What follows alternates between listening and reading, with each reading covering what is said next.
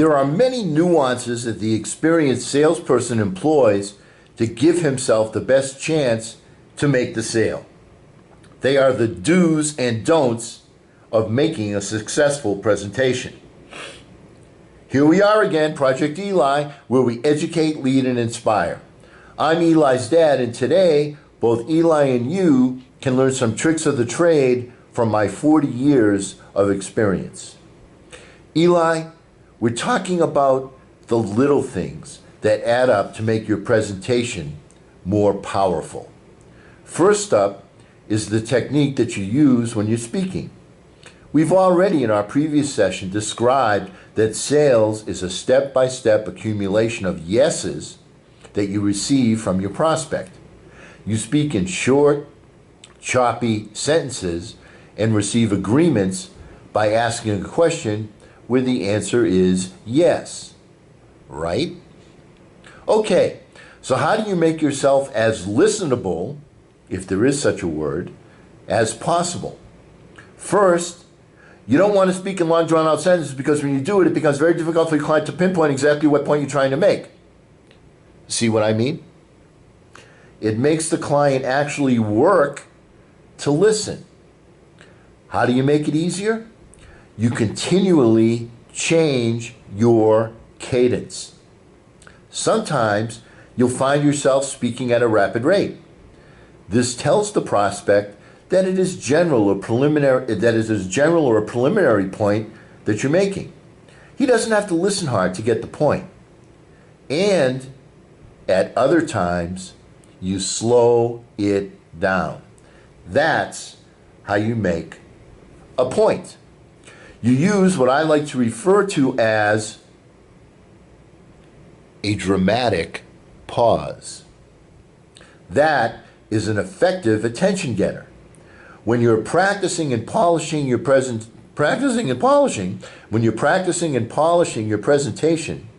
look for the places that you want to accent your points. What most people don't realize, Eli, is that it is the empty spaces that accent a presentation. Now, here's something I learned from one of my mentors, Mr. Dan Less of Los Angeles. When you are placing an ad in the newspaper, take a look at the whole page. What Dan would do is he would advertise in the Los Angeles Times, and as you might imagine, those ads are very expensive. What he would do was he would leave a white space at the top of his ad's headline and a white space immediately below the contact information. Now, when you looked at the whole page, his ad would stick out. Now, how did Dan know that for sure? He would ask his little girl, age 3 or 4, that couldn't read, to pick out Daddy's ad. Well, she'd look at the page and point to Dan's ad because it stood out from all the other ads because of the white spaces. Her eyes were drawn to it. Now, that's a different visual cadence, if you will. Make sure that you have white spaces, dramatic pauses in your presentation to accent your key points. Makes sense, doesn't it? Now, another form of white space is to alter the volume of your voice. When I speak louder to you, Eli, it's to get your attention. And when you speak softly to your girlfriend or spouse or significant other, it's to draw them in closer to you, for them to listen more intently.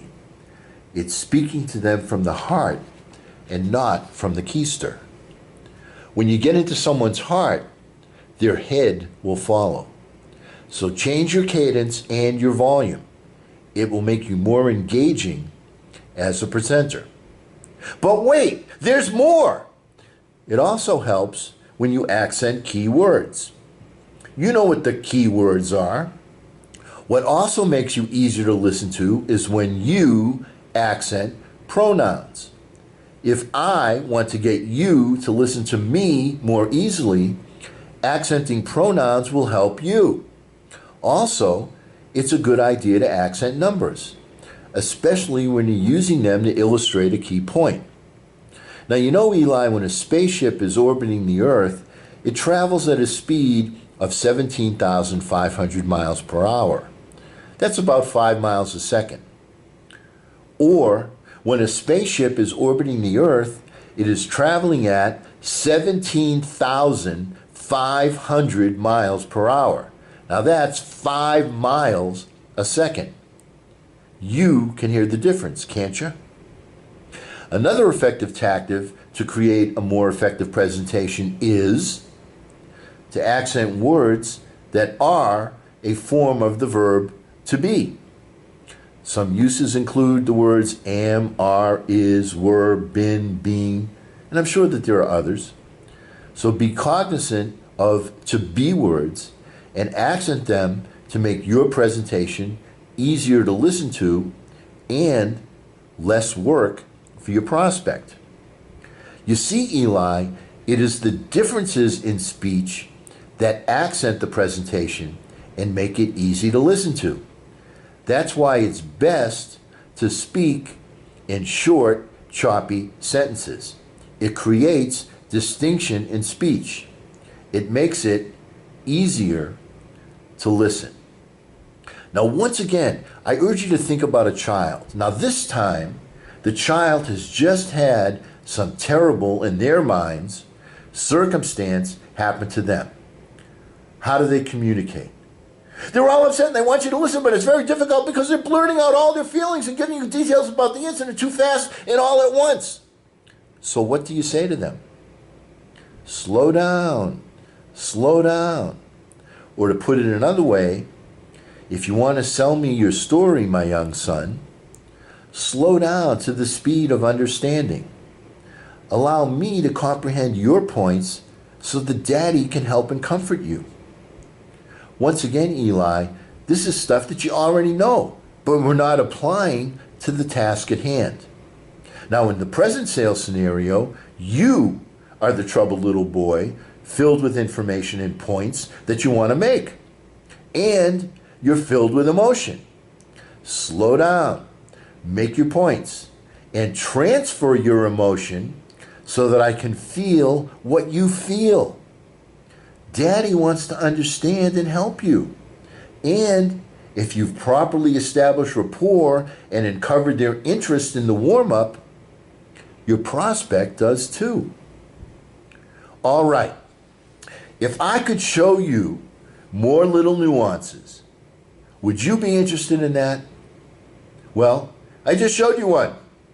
An effective tool to use is the phrase, if I could, would you? You know, Eli, when I was selling food and freezer programs back in the day, you remember they were like 6 months worth of food, meat and vegetables, and a freezer if the client didn't have one. We would continuously run into the same problem. We needed a qualifier, a commitment from the prospect, because too often the concept was so different from their existing lifestyle, we'd run into resistance. Here's how I solved that unsolved opportunity.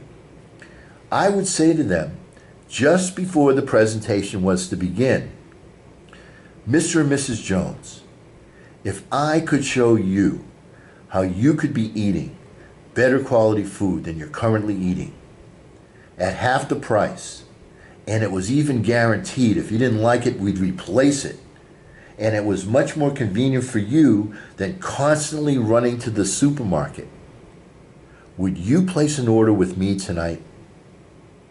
That is, if I could, would you? Place that tool in your toolbox and use it when you need it. You want more? Can do. Actually, I just did. What did I do? I told you a story. When you tell a story to make a point, it's a very effective tactic. First, you make your point. Then, you tell your story. Then, you remake your point. I've said to you repeatedly, my son, repetition means retention. People love and remember stories. Become a good storyteller. How? Practice, practice, practice. Once again, did you love a story when you were a little kid? My goodness, Eli, you know this stuff already, don't you? By the way, do you remember that before you can offer and sell a solution, you must have first sold the problem, right? Remember I gave the example of ring around the collar from our very first lesson in this series? Do you remember that you liked scary stories as a kid and in many cases as an adult? Do the names Freddie and Chucky ring a bell? You may use stories effectively when you either sell the problem or sell the solution. Facts tell and stories sell. Facts inform and stories transform. Place that tool in the toolbox, and Eli, place it near the top. Now, speaking of tools, many times during a presentation, you'll use documented information that you'll reference either on a screen or from a presentation manual or from a book. When you're pointing to specific numbers in a presentation book or a specific conversation in a book, always use a pen or a pencil to do your pointing and not your finger. Second, and this is very important, always be looking at what you're pointing to while you're talking about it. You see, people can feel your eyes looking at them when you're highlighting figures or sentences, and they will look up at you instead of focusing on the information that you want them to consume. It also detracts from your credibility if you're not looking at the information yourself that you're pointing to, because it makes them feel like a sale instead of a person. Keep things personal. So always look where you are pointing. Of course, the same rule applies when you're making a larger presentation and using a screen. Use a pointer and always look at the data that you're asking your prospects to look at. If you start looking at them, they will start looking at you. If you want them to look at the screen, then you must look at the screen. Or, to say that more elegantly, monkey see, monkey do. You know what I can't believe, Eli? How much postage and handling this is going to cost you, because yes, there is more. This special TV offer will be continued next time when we show you additional sales nuances that you should know. Have you noticed, by the way, how many of these points you already know, but have failed to either be conscious of them or incorporate them into your repertoire? I ain't exactly reinventing the wheel here. I'm showing you how to make it roll more smoothly. Isn't that right? It is, isn't it? Now, I haven't forgotten about the closing portion of socializing sports and sales approach when my presentation closed. I promise we'll get to that and to referrals too. So stay tuned. Now, if I were to make you a more persuasive and effective salesperson, would you be sure to subscribe and ring the notification bell to ensure receipt of the content? If I could generate some excitement about sales and relieve some apprehension and unfounded fear you may possess, would you share this information with your friends and hit the like icon? If I use this mentoring to show you my love, will you return the gesture in kind, Eli? Please? Our thought for the day is simple. Practice, practice, practice. Have faith, and then drill, practice, and rehearse some more. And because we never end a meeting on a philosophical note, get out there and charge! I'm Eli's dad.